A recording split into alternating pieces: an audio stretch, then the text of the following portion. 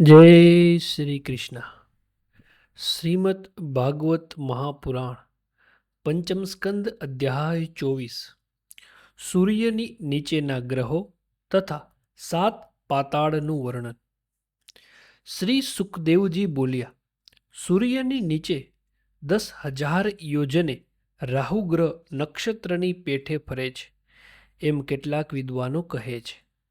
એ રાહુ પોતે સિંહિકાનો પુત્ર હોઈ અધમ અસુર હતો, જેથી અમરપણાને તથા ગ્રહપણાને અયોગ્ય હતો.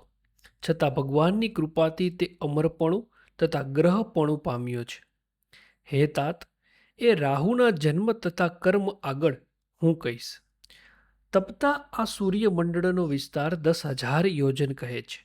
ચંદ્રમંડળનો વિસ્તાર 12,000 યોજન અને રાહુના મંડળનો વિસ્તાર 13,000 યોજન છે. રાહુ ચંદ્ર તથા સૂર્ય ઉપર વેર રાખી કોઈ પૂનમ કે અમાસના દિવસે જે ચંદ્રમંડળ તથા સૂર્યમંડળને ઢાંકી દેતો સૂર્યચંદ્રની સામે દોડે છે. તે જાણી ભગવાને સૂર્ય તથા ચંદ્રનું રક્ષણ કરવા પોતાનું પ્રિય ચક્ર સુદર્શન રાખ્યું છે. તે ચક્ર તેજથી દુસહ હોઈ વારંવાર ચોતરફ ત્યાં ભમે છે. તેની સામે રાહુ 2 ઘડી ઊભો રહે છે અને અત્યંત ખેદ પામી ભયભીત હૃદયે ચંદ્ર સૂર્યના દૂર પ્રદેશથી જ પાછો ફરે છે. આમ લોકો ગ્રહણ થયું કહે છે.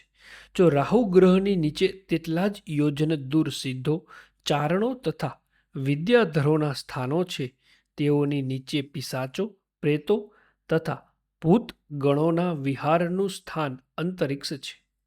એ અંતરિક્ષની અવધિ જ્યાં સુધી પુષ્કળ વાયુ વાય છે અને જ્યાં મેઘો છે ત્યાં સુધીની છે. તેની નીચે 100 યોજનને અંતર આ પૃથ્વી છે. 100 યોજનના આ અંતર સુધી જ હંસ, ગીધ, બાજ અને ગરુડ વગેરે મોટા પક્ષીઓ ઉડી શકે છે. પૃથ્વીની જે પ્રમાણે રચના અને સ્થિતિ છે તેનું તો મેં વર્ણન કર્યું. હવે પૃથ્વીની નીચે 7 વિભાગો છે, તેનું વર્ણન કરું છું. પૃથ્વીની નીચે 7 પાતાળો છે. તેઓનો એક એકનો ઊંચો વિસ્તાર 10,000 યોજન છે અને લંબાઈને પહોળાઈ પણ તેટલી જ છે. તેઓના નામ અતલ, વિતલ, સુતલ, તલાતલ, મહાતલ, રસાતલ ને પાતાલ છે. એ પૃથ્વીના દર જેવા છે. આ સ્વર્ગોમાં ગૃહસ્થાશ્રમી દૈત્યો, દાનવો તથા નાગો સ્વર્ગ કરતાં પણ અધિક કામનાઓ, ભોગો, ઐશ્વર્યો, આનંદ તથા વિભૂતિઓ વડે અત્યંત સમૃદ્ધિવાળા ઘરોમાં, બાગ બગીચાઓમાં, રમવાના સ્થાનોમાં તથા વિહાર કરનારા સ્થાનોમાં માયાઓથી વિનોદ કરતા વસે છે. તેઓની કામનાઓ ઈશ્વરથી પણ ભાંગી શકાતી નથી અને તેઓના સ્ત્રીઓ, છોકરો, સંબંધીઓ, મિત્રો તથા સેવકો નિત્ય આનંદ અને પ્રેમમાં મગ્ન રહે છે. હે મહારાજ, એ પાતાળોમાં માયાવી મય દાનવે બનાવેલી નગરીઓ શોભે છે. જે નગરીઓ અનેક જાતના સર્વોત્તમ મુખ્ય મણિઓની બનાવેલા તરે હત રહેના ઘર, કિલ્લા, દરવાજા, સભાગૃહો, દેવમંદિર, ચૌટો તથા બીજા ઘણા સ્થાનોથી સુશોભિત છે. અને નાગોના જોડા, અસુરોના જોડેલા કબૂતરો, પોપટો તથા મેનાઓથી વ્યાપ્ત મજલાઓવાળા તે પાતાળોના અધિપતિઓના ઉત્તમ મહેલોથી દીપે છે. ત્યાંના બાગ બગીચાઓ મન તથા ઇન્દ્રિયોને અત્યંત આનંદ આપનાર, પુષ્પ તથા ફળના ગુચ્છાઓ અને સુંદર નવપલ્લવોથી ઝૂકતી સુંદર ડાળીઓવાળા અને લતાઓના અંગોથી ભેટાયેલા વૃક્ષોની શોભા વડે શોભે છે. તેમજ નિર્મળ જળથી ભરેલા તે જાત જાતના પક્ષીઓના જોડકાવાળા જળાશયોની શોભા વડે પણ તે બાગ બગીચાઓ શોભે છે. ત્યાં માછલાની ક્રીડાઓથી તરંગ લહેરીઓવાળા જળાશયોના જળથી અંદર કમળો, કાળા કમળો, લાલ કમળો તથા 100 પાંખડીઓવાળા કમળો વગેરેના વનોમાં પક્ષીઓએ પોતાના માળાઓ બાંધ્યા છે. તે પક્ષીઓના અખંડ વિહારોને લીધે જામેલા તરહ તરહના મધુર સ્વરો વગેરેથી ત્યાં ઇન્દ્રિયોને ખૂબ આનંદ મળે છે. તેને લીધે તે ઉદ્વાનો દેવલોકની શોભા કરતાં પણ ઘણા ચડિયાતા છે. ત્યાં સૂર્ય વગેરેનો અભાવ છે. તેથી દિવસો રાત્રિઓ વગેરે કાળના વિભાગનો ભય નથી. વળી ત્યાં મોટા મોટા શ્રેષ્ઠ સર્પોના મરતકમણીઓ સર્વ અંધકારને દૂર કરે છે. જેઓ એ પાતાળોમાં રહે છે તેઓને દિવ્ય ઔષધિઓના રસો, રસાયણો, અન્ન, પાન તથા સ્નાન વગેરે સેવવાથી મનની પીડાઓ, શરીરના રોગો, વળિયા પડ્યા તથા ગળપણ વગેરે અનેક શરીરની ફિકાસ, દુર્ગંધ, પરસેવો, થાક, અનુત્સાહ કે વયની અવસ્થાએ એ કંઈ થતું નથી. વળી ત્યાંના મંગળ સ્વરૂપ પ્રાણીઓનું મૃત્યુ ભગવાનના તેજરૂપ સુદર્શન ચક્ર વિના બીજા કોઈથી કદી થતું નથી. એ સુદર્શન ચક્ર ત્યાં પ્રવેશ કરે છે ત્યારે અસુરોની સ્ત્રીઓના ગર્ભો ઘણું કરી તેના ભયથી જ સર્વી જઈને પડી જાય છે. એ પાતાળોમાં પહેલા અતલમાં મહી દાનવનો પુત્ર બલ નામે અસુર રહે છે, જેણે ત્યાં 96 પ્રકારની માયાઓ રચી છે. તેમાંની કેટલીક માયાઓ તો હજી પણ કેટલાક માયાવી પુરુષો ધારણ કરે છે. એ બળ અસુરે એક વેળા બગાસું ખાધું ત્યારે તેના મુખમાંથી સ્વૈરિણી, કામિની તથા પોષણેલી નામની 3 જાતની સ્ત્રીઓના ટોળા ઉત્પન્ન થયા હતા. એ સ્ત્રીઓ પાતાળમાં પેઠેલા પુરુષને હાટક નામના સોનાના રસ વડે સંભોગ કરવામાં સમર્થ કરે છે અને પછી તે પુરુષને પોતાના વિલાસયુક્ત દર્શનથી, સ્નેહયુક્ત મંદ હાસ્યથી, પરસ્પર પ્રેમ ભાષણથી તથા આલિંગનથી વગેરે ઈચ્છા અનુસાર રમાડે છે. તે હાટક સુવર્ણનો રસ સેવવાથી પેલો પુરુષ પણ 10,000 મોટા હાથીઓ સમાન બળવાળો બની જાણે મદાંગ બન્યો હોય તેમ પોતાને હું ઈશ્વર છું, સિદ્ધ છું એમ માને છે અને બડાઈ હાંકે છે.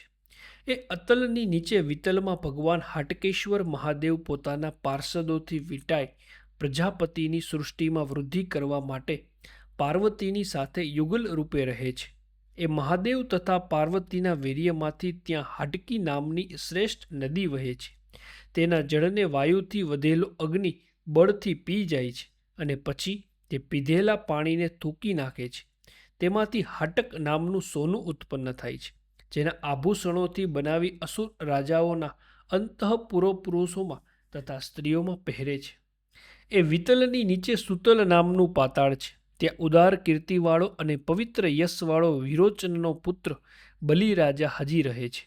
તેની પાસેથી ઇન્દ્રનું પ્રિય કરતા ઈચ્છતા ભગવાને અદિતિ દ્વારા શરીર સ્વીકારી બટુક વામન સ્વરૂપે થઈ પ્રથમ 3 લોક પડાવી લીધા હતા. પછી પોતે જ ફરી દયા કરી તે સૂતલમાં તેને સ્થાપ્યો છે. એ બલિ રાજા ઇન્દ્ર વગેરે સામે પણ ન હોય તેવી વિશાળ સમૃદ્ધિથી સેવાઈ રહ્યો છે અને આરાધન કરવા યોગ્ય તે જ ભગવાનને આરાધતો નિર્ભય રહે છે. એ બલિને પાતાળનું ઐશ્વર્ય પ્રાપ્ત થયું છે તે તેમણે કરેલા ભૂમિદાનનું ફળ ન સમજવું, કારણ કે સમગ્ર જીવ સમૂહના જીવરૂપ આત્મા, પરમાત્મા અને ઉત્તમ તીર્થરૂપ ભગવાન વાસુદેવ રૂપી મળેલા પાત્રમાં પરમ શ્રદ્ધા તથા પરમ આદરયુક્ત એકાગ્ર માનથી તેમણે પ્રસિદ્ધ ભૂમિદાન કર્યું તે સાક્ષાત મોક્ષના જ દ્વારરૂપ હતું. વળી છીક ખાવી, પડી જવું, ઠોકર વાગવી વગેરે પ્રસંગોમાં એકવાર ભગવાનનું નામ લેતો પુરુષ પરવશ હોય તો પણ તત્કાલ કર્મબંધન તજે છે, જેને તજવા મુમુક્ષુઓ બીજા પ્રકારે જ પ્રયત્ન કરે છે. જે ભગવાન પોતાની આત્મજ્ઞાની ભક્તોને પોતાના આત્મા અને જ્ઞાન આપે છે તે ભગવાનને બલિ રાજાએ સ્વરૂપ માનીને જે ભૂમિદાન કર્યું હતું તેનું ફળ પાતાળનું ઐશ્વર્ય જ ન હોઈ શકે, પણ મોક્ષરૂપ જ હોવું જોઈએ.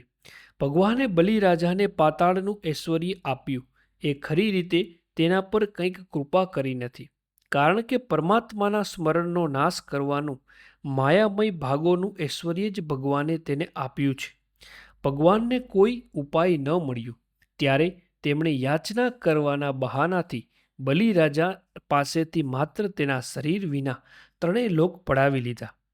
તેણે વરુણના પાસોથી બાંધી જેમ કોઈ પર્વતની ગુફામાં ધકેલી દે તેમ પાતાળના છિદ્રોમાં ધકેલી દીધો.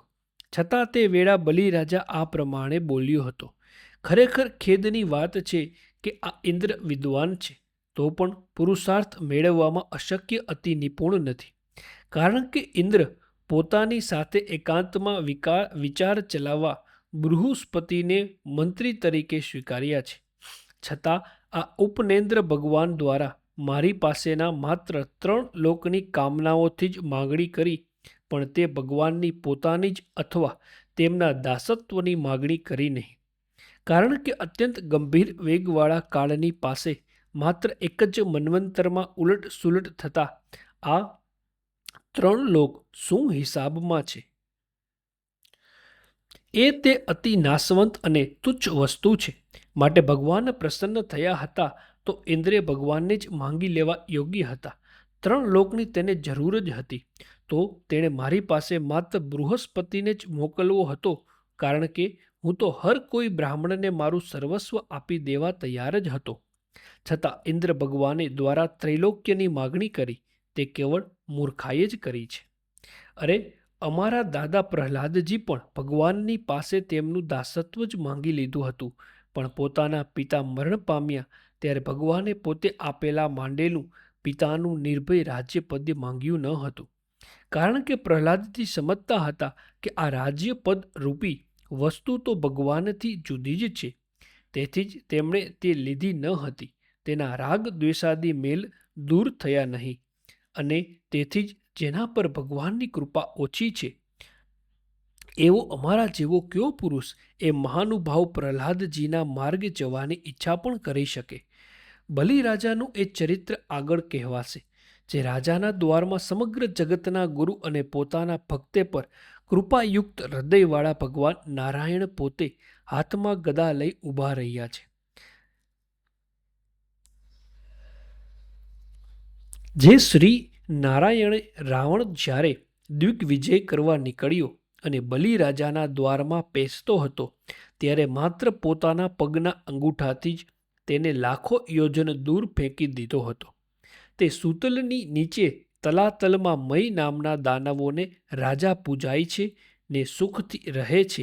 એ દાનવ રાજા 3 નગરનો અધિપતિ હતો. પણ 3 જગતનું કલ્યાણ કરવા ઈચ્છતા ભગવાન શંકરે એ દાનવના 3 નગરો બાળી નાખ્યા હતા. પછી ફરી તે દાનવે શંકર ભગવાનની કૃપાથી પોતાનું સ્થાન પ્રાપ્ત કર્યું હતું.